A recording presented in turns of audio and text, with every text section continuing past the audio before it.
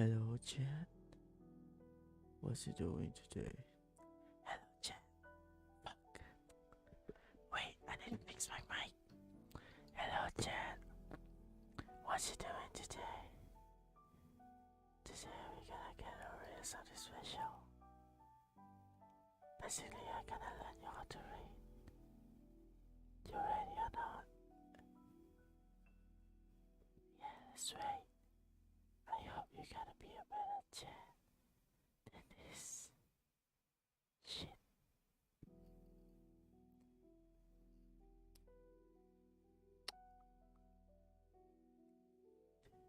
The subway. Give me a minute. Fuck. The subway was on Amazon by JJ. The day is finally here, and I was right. I got literally no sleep.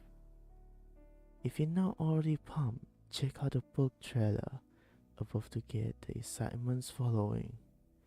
I just want to thank every single one for you making this possible. Fuck, what the fuck is it?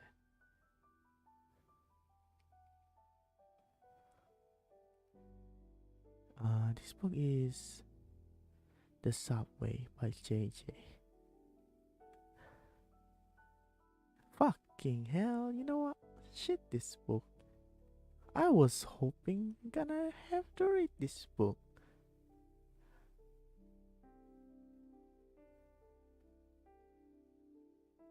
Okay, now we see. Fuck, I was like scrolling like 3 4 fucking time. It's okay. so chat. Let's start this shit. The Subway by JJ.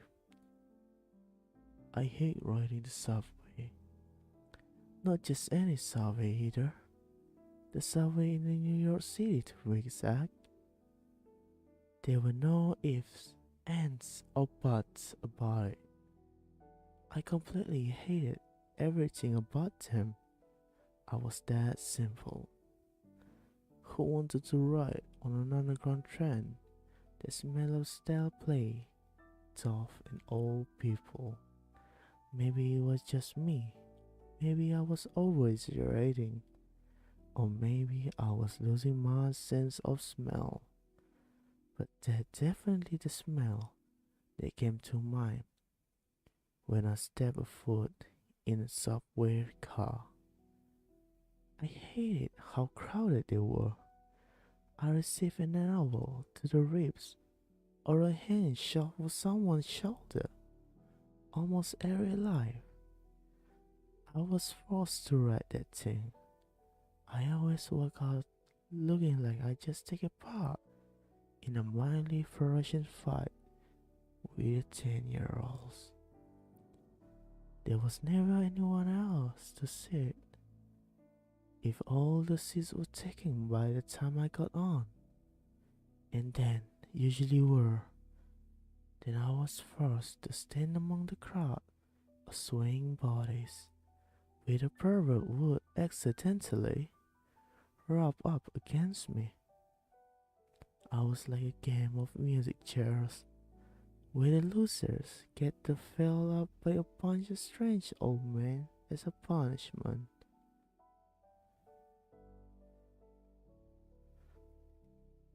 Fuck. Lot more pitch. And as if all was bad enough, the trip itself took at least 20 minutes, and I had the time to write the damn things twice. Why did I have to write it twice? Well, that's because my parents decided to move us right outside of my school district, so technically, the school bus couldn't pick me up, but we lived close enough so that I could walk to the subway station and get a ride closer to school every day and walk the rest of the day. I was 18. I should have been riding back and forth for my own car, but no. Having the love of a parent that I did, they thought I would be better if I rode the subway every day, despite the fact that I kept reminding them that my life was bound to run out and I was going to be kidnapped, robbed, shot, or mix all the three once in this day. I did live in New York after all.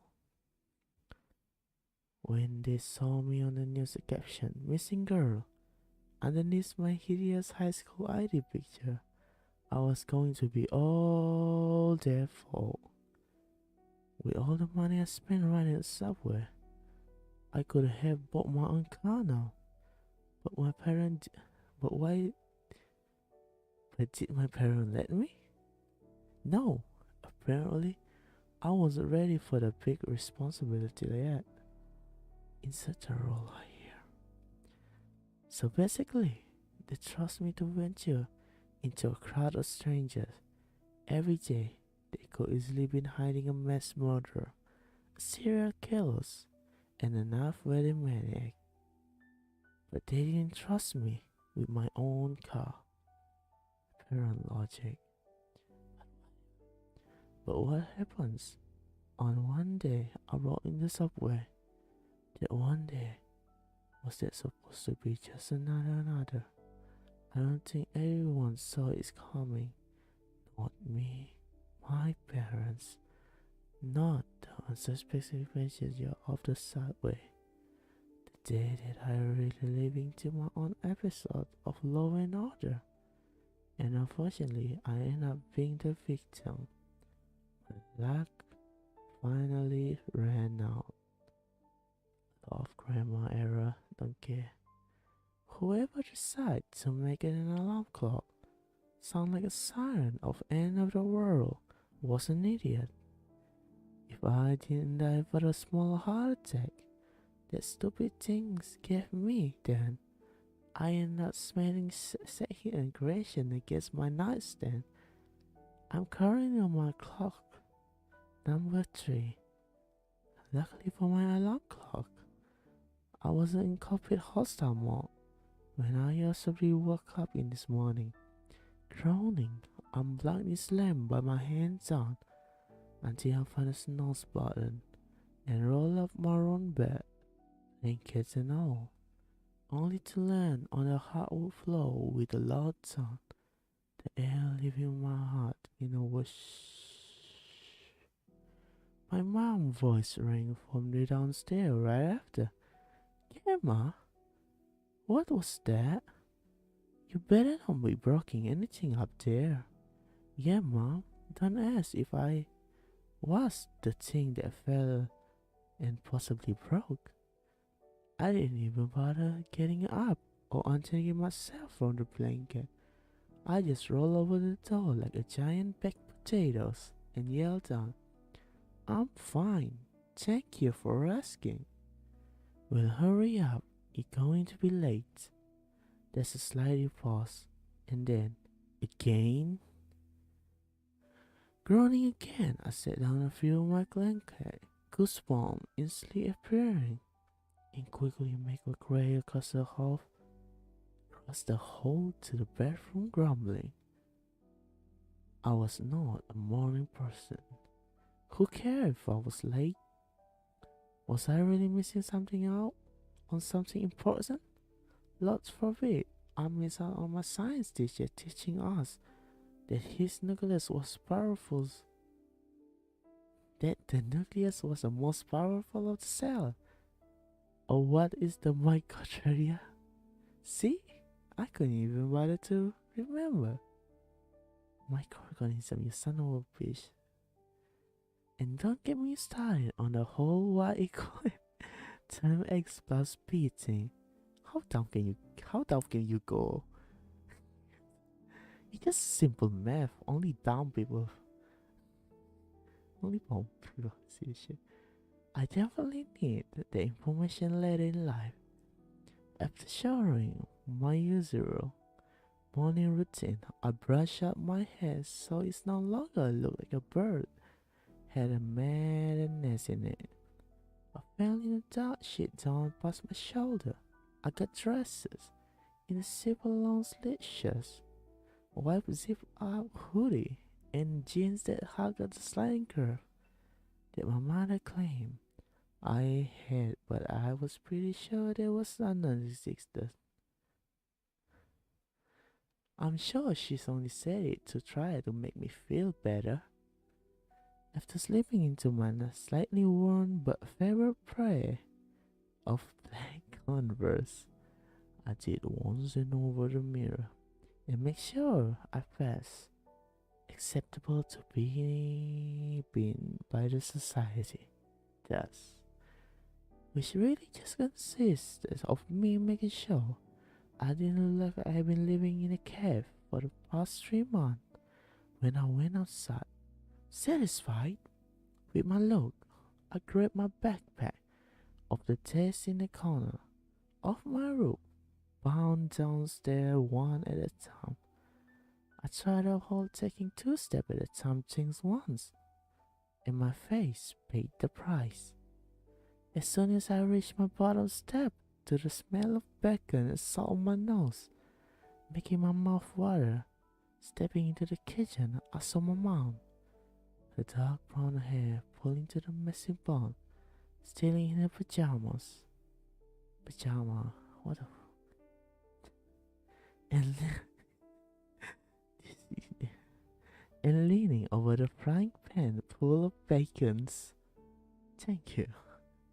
My dad was graying black hair, was sitting in a chair at a table in the center of the kitchen. Center of the kitchen of a the grammar is so bad. With a newspaper in one hand and a wide world #1 tag mark filled with coffee in the others. Huh?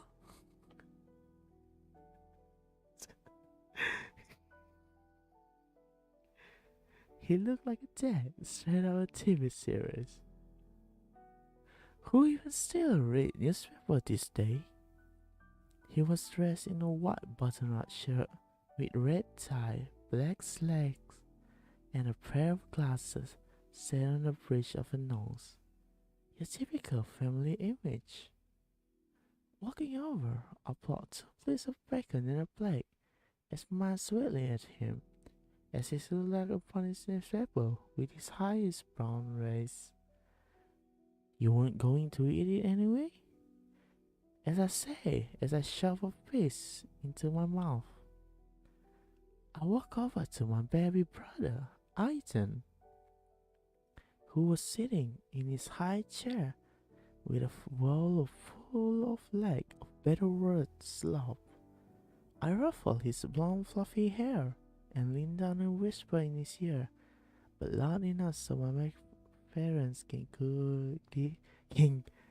so my parents can hear me clear. So my parents can what the fuck is this grammar? If you want to live to see the tree, I won't eat it that. I said, gesturing under the fine content. I'm pretty sure. Just moved his ball to his head and smiled up at me as he knew exactly what I'm talking about. My dad chuckled. My mom turned around to glare at me. I hunched my shoulder and kissed her on the cheek before heading toward the front door. Before I opened the front door, I yelled over my shoulder, just eat the bacon. Anything else, you would end up in the hospital. I quickly ran out the door before my mom could throw the frying pan at me. I could hear my dad's laughter echoing outside before I shut the door. My mom would swear up and down that she was a good cook, but after last Thanksgiving, I beg to differ. That year we have pizza for Thanksgiving, so I think that's pretty much explains itself. Smiling to myself and munching my dad's last piece of bacon, I made my way down to the sidewalk. The cold air string my cheeks and toward the subway, not knowing what exactly would be in store for me when I got there.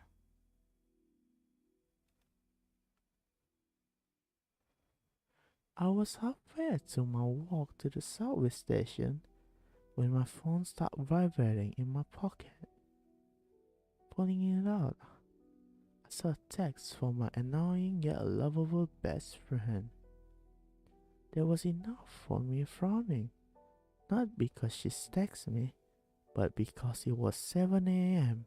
and she lived right next to the school, so she never woke up this early. So I expected the text to be some emergency and read something like this. Someone set my house on fire and now I'm homeless. I took a ski trip and the avalanche paralyzed me from the waist down. But when I read it, it simply said, "Do you hear what happened to the school yesterday?" I had missed school yesterday because of the doctor's appointment, so of course I have no idea what she's talking about. Frowning, I text back, "No, you didn't come to school. You didn't come to school yesterday. What happened? Is everything okay?" Not even 2 seconds later, Archer Daniels is single. There was followed by a gif of some random girl dancing on a table. I couldn't help but roll my eye. That what she had to tell me. If there one more thing Megan would make me up this early, it would be Archer Daniels. Cotton High School very own stereotype badass who just happened to have every female in high school drooling at him. And unfortunately, that include Megan. A poor thing. Archer had been dating Avery Robinson, and what a perfect match they'd be made. If he was a badass, then she was the beachy queen. Surprisingly enough though, they have been dating for almost a year now, so even though I couldn't care less about Archer's love life, my curiosity won out, and I text back, "What happened between him and Avery? And why do you care? You have a boyfriend, remember?" Megan texts back almost instantly, "It's not like I'm gonna break up with him over this. I'm just delivering the news. And anyway, Archer caught Avery in one of the old bedrooms with another voice. You won't believe who was it." I really wish Megan was with me right now so I could slap her. She loved to let the suspense build. When she told a story, she was all for the dramatic. She could never just flat out tell up anything. Who was it? Kate. I almost stopped working cause a few people bumped into me and sent me dirty look as I read the text over and over in the middle of sidewalk just to make sure I read it right. Cat Phillip and Archer has been best friends for as long as I could remember. They went all the way back to preschool. As far as I knew, they had always had been trouble making together. They were like a partner in crime. They mix to each other's cereals and all that. They might be as well been married to hear that he was one that was caught in the bathroom with Avery was shocking to say the least. Unfortunately, I couldn't say the same thing about Avery. She was known for doing things like that, hence the name 24/7 Market, which I was so glad gave to her because her legs always wide open. Damn, Avery's a bitch, huh? I mean, don't get me wrong. I had nothing against a girl who liked a no string attached to kind of relationship. But when they start wrecking relationship by purposely hooking up with guys who were just as guilty as I at, they were new, were in relationship. Well, that's where I make the section between a harmless one and a homewrecker. Was it mean to call her 24/7 market though? Probably, but it was true. I needed both my hand and feet, maybe in a few of Megan, to count how many guys that she has lived with, and those were the ones I knew about. But I'm not judging. Live your best life and all that. I tapped rapidly at the button on my screen as I continue walking. Are you serious? What did Archer do when he caught them? He literally exploded. There was a ton of screaming and cursing, and actually punched Cat in the nose. I'm pretty sure he's broke it. There was blood everywhere. They had to pull him off. Wow. Yeah, I was like, you can't turn a high school whore into a housewife. I don't think that's how the saying goes. I'm pretty sure it does.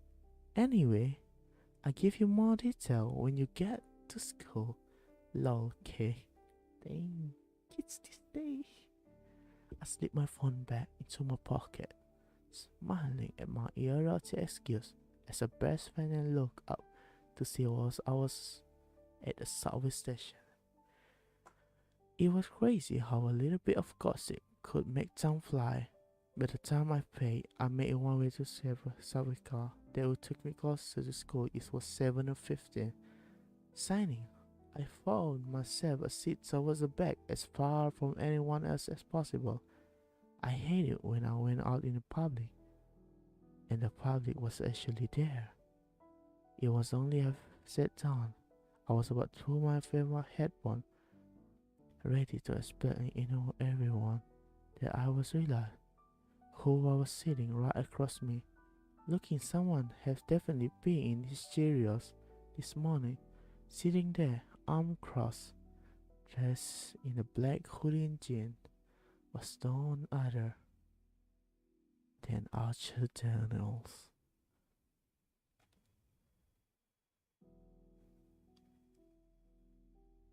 Be in his Cheerios in the morning. What the fuck is that supposed to mean?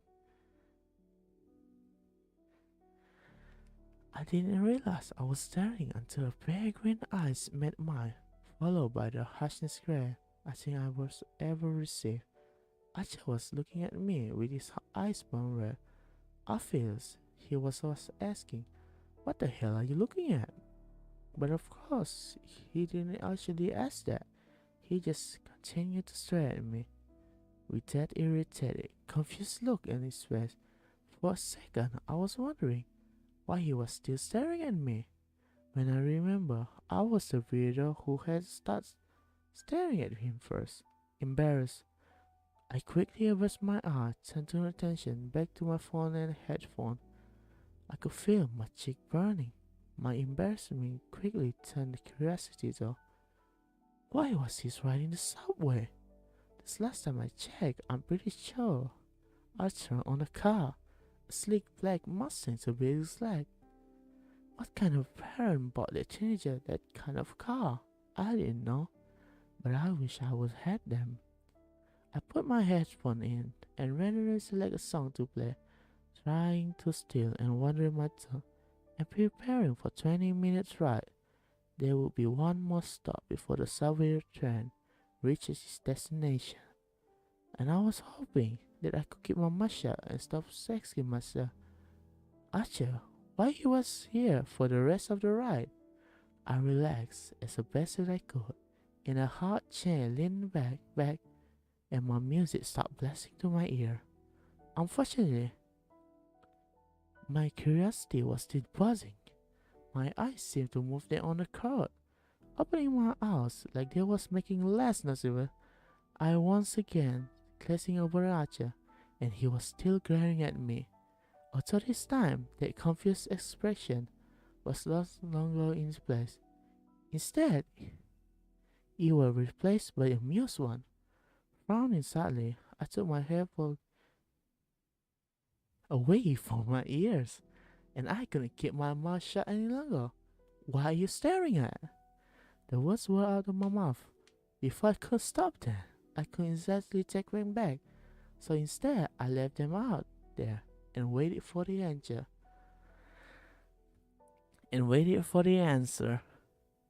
Shit, I start getting a little thirsty. When Archer found this spot, it's kinda caught me off guard. Exchanging much sound I don't remember ever hearing in Stick. We've been going to the same school just about 4 years, and all that time, Archie and I have never crossed paths. He stayed with his group of friends.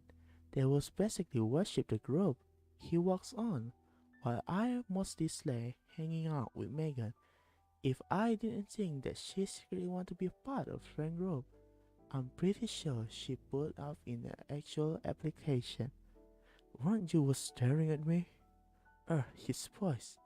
It makes sense that someone looks like as good as he is would have the voice to match. Was it wrong that I secretly hoping that his voice would come out sounding like more like a chipmunk? Ignoring that wanderer thought yet again, I focused back in Russia. I wasn't staring. I protest, but I sound like a lame excuse to me. A blind man could tell that I had been staring at him, but he wasn't about to admit it. How was I? I had my pride on and on. What do you call it then? He asked, raising his eyebrow again, not blinking. I answered quickly. Asher shook his head and fixed the screen at me. Then why were you not blinking at me? I gave a faster than sound and suppressed only one. Why do you care? You should be used to girls staring. I stopped and said, I have almost admitted I've been staring at him. Damn. Hell would freeze over before I admitted it. You should be used to girls not blinking at you all the time. I quickly correct myself. Asher was a good looking, and he knew it. His chocolate colored hair and evergreen colored eyes were just a part of a package. He had a strong jawline and a straight nose. His teeth were straight and purely white, which I'm pretty sure there was result of bracelets. And a hella good dental hygiene, and his body. I'm not even going to talk about it. Yes I am. In PE one time, the boy has to play football, and just like in the movie, one team was shirt and other was skin. Guess whose team was Archer on? Megan and I been half-hearted running toward the track with the rest of the girl, putting just enough effort to keep our crank gym teacher satisfied. When I heard her gasp, she had like been deprived of air. She has listened to the arm with the strength I didn't know she had been young. Me to a stop pointing out the football field. I followed her gaze to see what she was pointing at, and sure enough, there was Archer in all his glory, in nothing but a blue basketball short and a white gym shoes. The rest of him was bare, and let me tell you, it was a sight to see.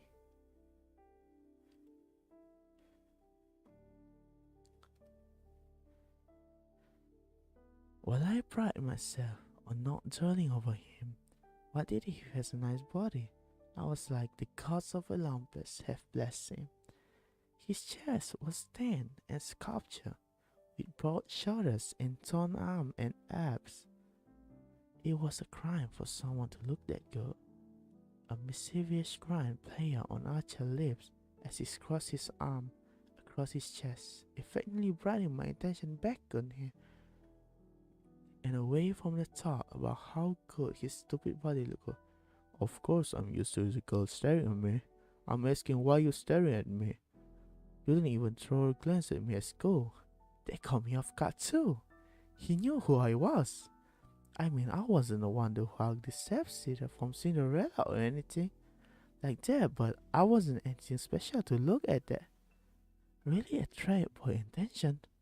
People, both guys and girls alike, unusually noticed Megan, with her long blonde curls, ocean blue eyes. She was just came to my mind when you thought a pretty girl. But me? I feel I was just average. Why would he or anybody, for that matter, notice me? I have to remind myself that I didn't care whether he noticed me or not. I was just curious. I said, bringing myself to myself. About? When you were here riding on subway, I mean, don't you have a car? The mischievous grin left his face. Instant was replaced with hard look.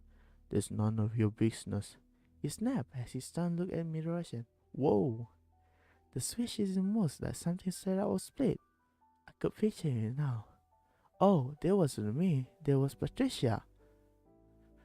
I was only asking why he was running on subway. It's not like it's something personal like he did wear a boxer or brief, which I didn't care, but knowing by the way, annoyance quickly replaced by a slightly shocked stare, and I curled my hand to my face. Who pissed you in the Cheerios this morning? I just asking a simple question. I fold my arm and look the other way, pretending not to be interested on one of the metal poles, standing mid outside and not glowing green eyes, not guessed with a personality disorder. Other corner, my ass saw Asha turn his back, look at me again, and he slowly unfolded his arm and said, heavy, look, I'm sorry. I didn't mean to snap at you. Just, I haven't been in the best mood lately. I want to slam my head to the metal. Of course he wasn't in a good mood. He had caught his best friend with his best girlfriend in the school bathroom together. Well, that didn't answer my question. Why he was riding the subway? I decided to take pity on me. I turned my head and back fence. It's alright. I get why you're in a bad mood. He frowned at me and gave me a certain look, like he expected me to explain how I knew about this situation. My friend told me about what happened. I paused for a second before continuing. Apologizing wasn't my strong area. I'm sorry about what happening, by the way. I mean, if I'm being honest, you could have done a lot better than every anyway. Do you know she's a complete... I paused, thinking of the nicest way to tell him that his girlfriend liked to sleep around. She's getting around a lot. I finally got you. I mean, a lot. Shit. Shut the fuck up.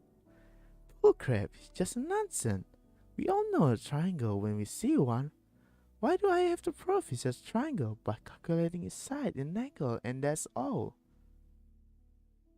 It has nothing to do with a weak pace of time if you ask me. Anyway, back to Avery.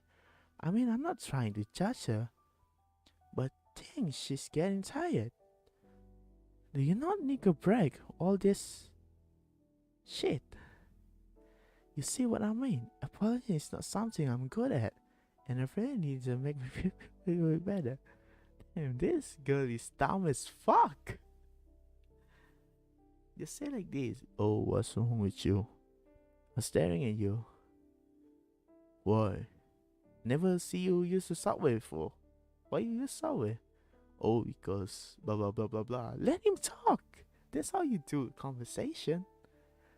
I wasn't expecting him to laugh. Maybe he found my stupid rambling hilarious, but I found myself laughing along with him.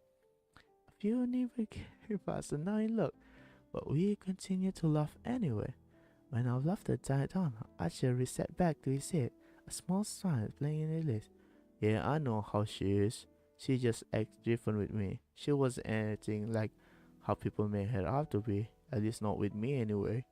I thought that maybe she only changed, but that obviously blew up in my fucking face. All the fucking people, the last person I ever expected her was my best friend. His voice took a serious tone.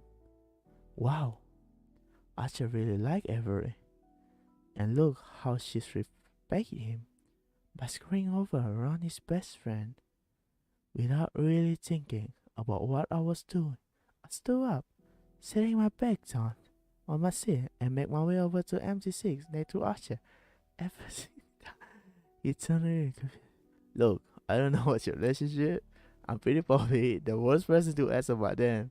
But what the fuck is this cringe? Oh god. I said the last part continuously. I didn't want him to be snapping at me again. I really didn't have to be patient for that. It started to get boring, huh? Archie continued to stare at me with the same confused expression in his face.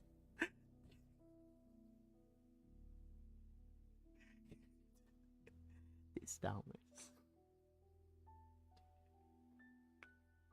God, this bad. I can say it. I didn't feel the same way. Never in my wildest dream. What the fuck is this shit? Oh god. I thought it was a horror movie. Shit, now I start to get bored.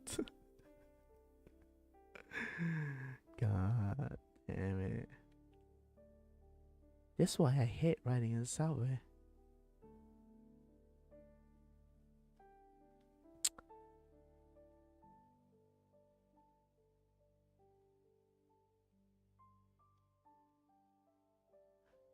What the hell?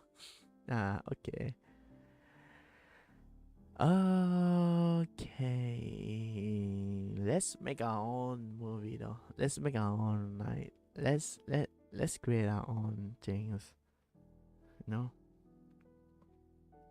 I thought it's gonna be a sad or horror movie, but apparently it's just some shit. Let's create our own story. In the middle of the night, I wake up after hearing a scream. The scream I never hear before. Maybe the scream is up my head. Or maybe the scream is just from the outside. I didn't know. I was just sleeping. And suddenly I snap. What's happening? Where am I? Why do I hear screaming? In the middle of the night. I was so shocked by that time. Because I was at home alone. My mother and dad left us to go on vacation and never came back. It's been a month now. They promised to come back. There's no news or letter. There's no anything. What's happening? Mom and Dad, do you not love me? Apart from that, when I say us, I mean my pet dogs. Roger, the pet dog, they've always been with me for 5 years. As I found him inside of a dumpster, looking sad and pale, and I raised him, just like my own brother. Roger and I go outside and listen. Who is screaming outside our apartment? I know that I'm not dumb. I think that people in the neighborhood are also listening. So I just look at my group WhatsApp calls and see whether the neighbor noticed or not. And nobody noticed. I was like, maybe it's just another robbery. Maybe it's just another shooting. I go back to sleep. In the morning I wake up. Nothing happened. Damn, maybe I was dreaming. Maybe I just hallucinating by the scream. Or maybe it's just all a nightmare because I miss my family. Apparently it's not. The scream. When I get out to go to school, all the neighbors start talking. Do you hear the scream? Yeah, I hear it last night and I didn't bother checking. Everybody talk and then they said to me, do you hear the scream? I was like, yeah, I thought it was a dream, but apparently it was real. All the neighbor was like, yeah, I thought I was dreaming about screaming. When I wake up, I thought I was dreaming. Everybody didn't care, and everybody didn't want to notice, and everybody didn't want even to look at it. Went outside, a news come up. Apparently, there's a people get shot outside, and the people get shot. Her name was Marla Carolyn. As you know, Marla Carolyn is one of the famous people that was born in the street light. She was one of the most scariest people you ever see. Not because her face looks scary, but how she's act is scary. Marla can come home one night and you didn't even notice. Marla can look at you. Next thing you know, she's disappeared. And Marla is the one that you call a night witch, where she can go and go and go. People don't know what's happening.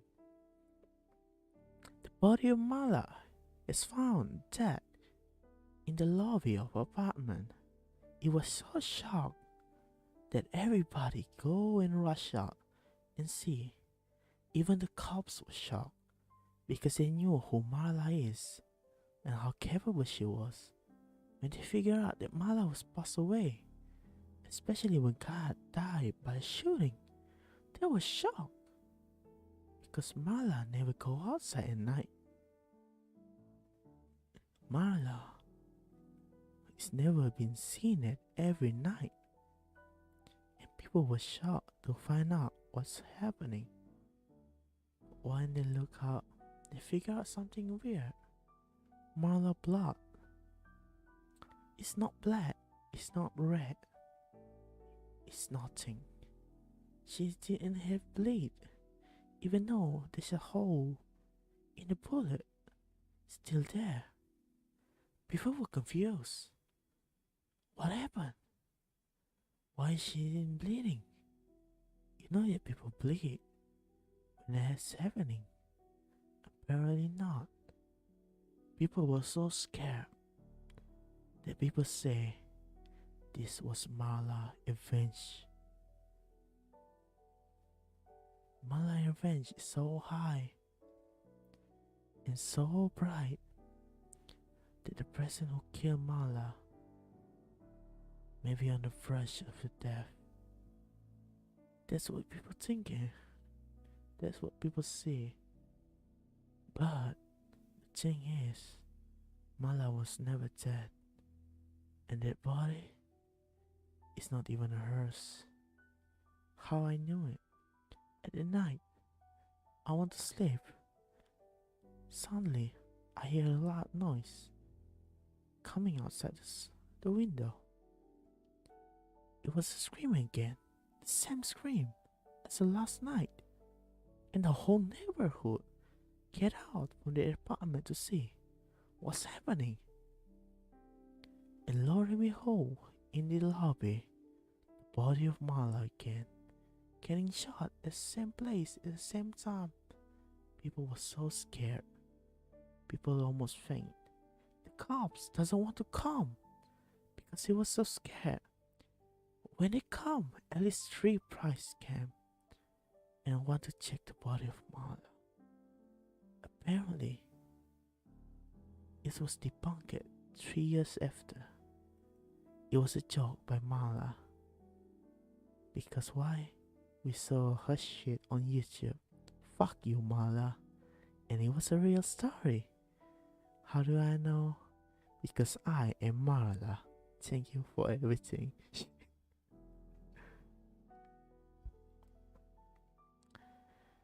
So what next? What next? What story next you want to send?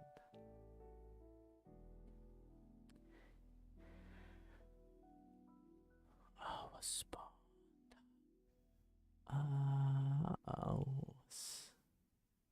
What next story you want to listen? It's just up to you. But it's time already for me to say goodbye and hope for the best to the day of tomorrow days streaming. If my ass, I just want to say thank you and goodbye, and don't let people scream at night.